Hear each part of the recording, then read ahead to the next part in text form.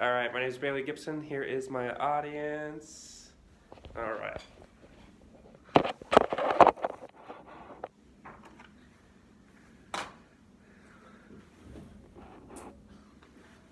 All right, so today we're going to be talking about lowering the drinking age to 18 in the United States.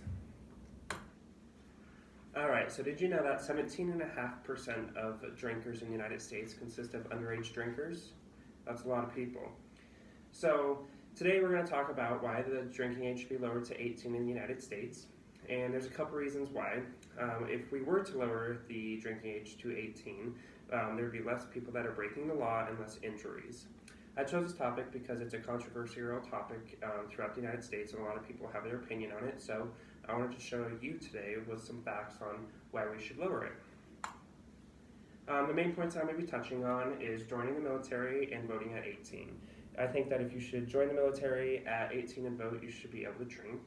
We're also going to go over the differences between having a drinking age at 18 as well as 21. And we are also going to talk about the dangers of having the drinking age being at 21 and not 18. Alright, so for starters, now that we've gone over what we're going to talk about, let's dive into it. So you can go to the military right out of high school at the age of 18. You can fight for our country, go overseas, and fight for the United States, but you can't have a drink. I think that you should be able to drink if you're going to be able to fight for our country, as well as voting. If you can go and vote for our President of the United States and have your opinion on who should be running for the United States, why can't you have a drink? I think of these major roles in being at the age of 18, you have a very large impact on affecting the citizens of the United States. So if you're going to act like an adult, go to the Marines and go vote for our president, you should be able to have a drink.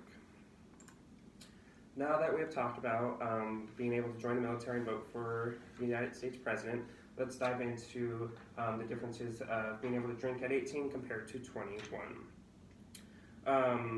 Did you know that 19% of alcohol-related accidents in Europe are from people at the age of 18, while the United States, there's 30% of alcohol-related accidents at 21.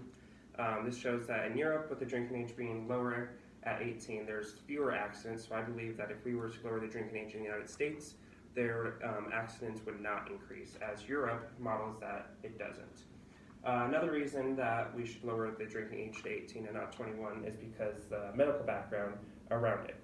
If somebody is under the age of 21 and they're out drinking with their friends or at home and if they get hurt, they need medical attention, they're going to need to go to the hospital. Well, a lot of teens between 18 and 20 don't want to go to the hospital because they feel that they might get an MIP or get in trouble with law enforcement. So oftentimes they refuse to go when they really do need medical attention, and more severe injuries can happen from that. There is an argument that lowering the drinking age to 18 might affect your brain. However, studies have shown that your brain isn't stopped developing until age 25. So if you can drink at 21 for those next 4 years, your brain is still developing. So what is the difference between having it at 18 to 21 if your brain isn't fully developed at 25? And they say that it only has brain damage if you binge drink. If you go out and have a couple beers with your family or friends, they say it's not going to hurt your brain as if you were to sit home and slam a 12-pack of beer. So if 18-year-olds take it into moderate consideration and drink normally like an adult, it shouldn't affect their brain as much as drinking at 21. Another reason why we should lower the drinking age to 18 and not 21 is because it would reduce the amount of MIPs. A lot of people go to college and get MIPs, and then they have to pay those fees, go to classes. But if they're going to college being adults, they should be able to drink. So if we were to lower the drinking age to 18, college students wouldn't have to worry about getting those MIPs. So now that we have compared the difference between drinking at 21 and drinking at 18, let's dive into the next topic, the dangers of drinking at 21. So the dangers of drinking at 21 is all these kids go out to parties at 18 in college and they binge drink. Since they're not able to drink at the bars, they go to parties and they drink too much. Drinking too much means that there's no one there to cut them off. If they were able to drink at the age of 18, they could go out to the bar and somebody would be supervising them, and the bartender would be able to cut them off and they'd be able to be safe.